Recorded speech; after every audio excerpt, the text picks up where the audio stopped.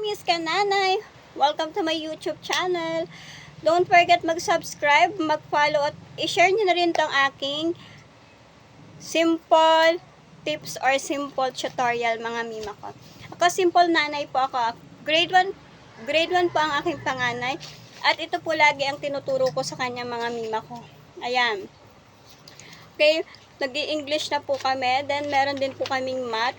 Ito yung mga English worksheet natin mga mami ko. Simpleng gabay lang para sa mga estudyante po natin na gusto po nating mahasa ang kanilang kakayahan or kanilang ability bilang isang estudyante mga mami ko. Okay, may tips po ako sa inyo mga mamshi ha. Okay, ang tips po natin is sipagan po natin ang pagtuturo. Kasi minsan nga po talaga, ang mga toddler po natin o mga kids po natin makulit at pasaway. Matigas po ang ulo kasi nandyan po yung ano pa nila, yung pag-a-adjust po nila sa pagpasok. Syempre, gigising tayo lagi ng maaga. O, diba? Agang-aga lagi ng gising natin, mga mima. San ka pa? Gigising ka ng sobrang aga. Tapos, igagayak mo yung mga gamit nila, yung mga kakailangan nila, almusal nila, liliguan mo pa, tututbrushan mo pa.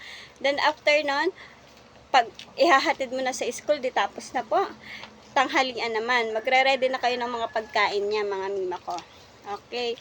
Ito po, tuwing 4 o'clock ng hapon, pag sundo po namin siya sa school, ang gagawin po namin, ayan, ang gagawin po namin is magpapahinga siya ng konti, then aaralin na po namin yung lessons niya na nakapaloob doon yung mga yung mga math problems na katulad ng ng place value. Ang math po nila ngayon ay mga ganun-ganun guys. Okay? Medyo napupuglaw yung utak natin lalo na ang tagal nating hindi napasok, 'di ba? Ngayon, syempre, tuturuan po natin sila. Pag tinuruan po natin sila, syempre, yung utak natin gagana din. O, diba? Minsan po kasi nakakaano din pong mag-ano. Kasi nga, minsan, kapag ka talagang, yung kahinaan mo, ang kahinaan ko talaga kasi sa lahat ng subject English, guys. Ngayon, okay ako sa English, yung math naman po ngayon ang problema natin. Pero, simple naman po ang tinuturo natin sa math niya. Nandiyan yung addition, subtractions, nandiyan na din yung hundreds, tens, and ones. Nandiyan na rin po yung place value, yung pagbibilang ng 1 to 200 or so on so far mga mima ko. Ayan po yung mga tinuturo ngayon sa mga grade 1 natin guys. Okay, lalo na po itong mga gabay worksheet natin. Guys, supportahan nyo to ha. Tips lang po. Sabayan po natin ng konting enjoyment ang ating ang ating pagtuturo para ako kasi sa sobrang kulit ng tinuturuan ko, minsan pinapalo ko po talaga. Napapalo ko talaga siya. To be honest, mga mima ko na mga madlang YouTuber dyan, mga madlang viewers dyan. Napapalo ko talaga siya sa sobrang pasaway, sa sobrang kulit. Okay, meron naman kaming natapos na dito. Kasi ang natapos po namin 3 story sa English. Okay, mga 4 na story na po sa English yata yung natapos namin. Yan po. Ngayon, pinofocus ko naman po siya sa math. Kasi yung medyo math nga po yung nung nag-exam po kasi sila sa math, medyo mababa yung score niya. Kaya sa math ko po siya pinofocus. Ngayon, ipofocus ko naman po siya sa spelling. Sa spelling naman po ng Tagalog, o yung spelling ng Tagalog, ayos naman po siya at siya ay nakakasunod-sunod. Minsan na perfect pa nga niya yun eh. Sa English naman po tayo, medyo sa English kasi, medyo mahirap ang spelling kapag English, diba? Lalo na po ito. Yan, telephone. Meron po ditong mga words na nahahanapin niya yung spelling ng telephone. Syempre, kailangan alam niya po muna kung anong meaning nito bago niya mahanap yung spelling. At dapat alam niya rin yung spelling ng telephone, di ba? Ito doll, ito shoes. Alam niya po ang tawag dito sa English, kaya lang hindi niya po alam yung spelling kahit meron po siyang guide dito. May guide naman po siya dito, hahanapin niyo lang yung pinaka ano nyo, correct spelling niya. Kasi naka-rumble po siya eh. Naka-rumble po yung spelling niya dito. Pipiliin nyo. Parang pagsusunod-sunurin nyo yung spelling niya, mga mima ko. Kahapon, sinagutan namin itong descending at ascending math, mga mima ko.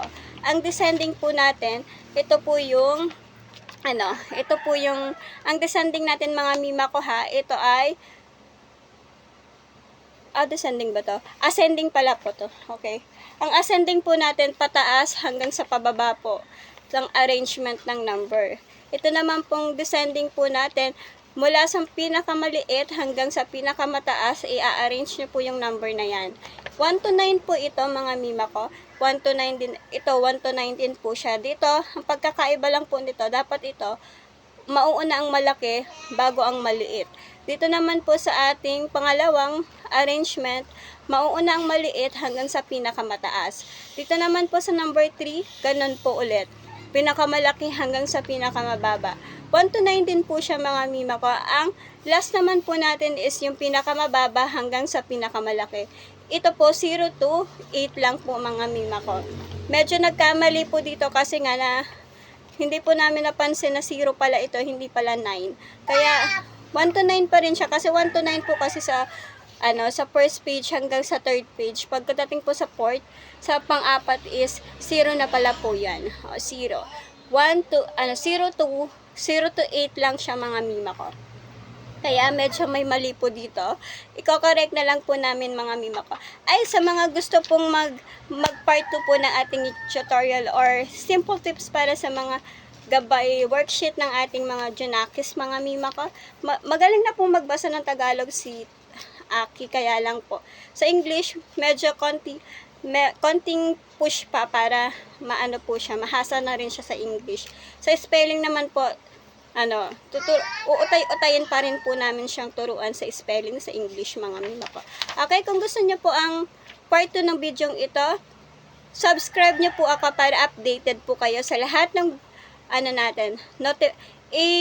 Nyo po yung notification bell para updated po kayo sa susunod na videos natin, sa susunod na upload ng video natin.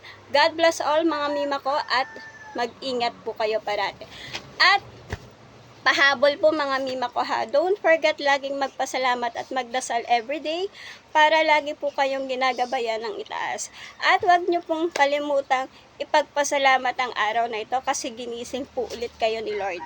Okay.